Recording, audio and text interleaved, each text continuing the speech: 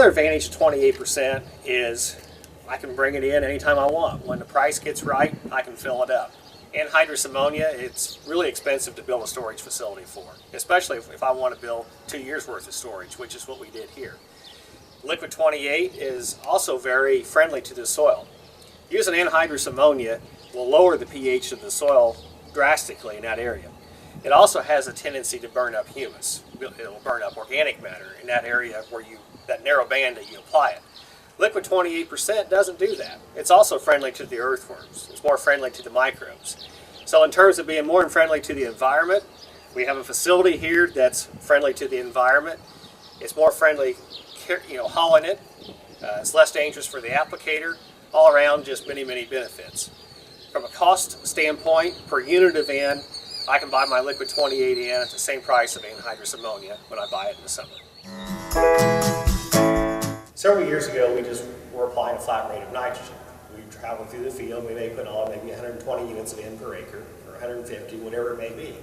We developed those rates based on organic matter, how much nitrogen we put on with the corn planter, how much nitrogen went on with the fertilizer, and also take into account what the spring weather has been.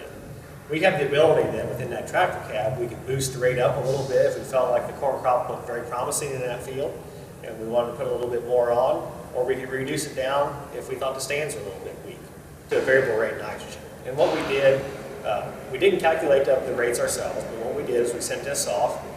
The cost was very minimal per acre. And what we did is we sent them our planting rate of corn, what our population was on corn. They took a look at what our organic matter was in the field.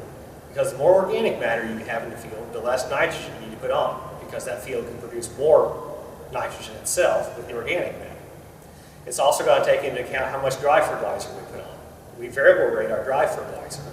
And so when we do that, it only makes sense to take that into account and give a credit for that and variable rate our liquid nitrogen.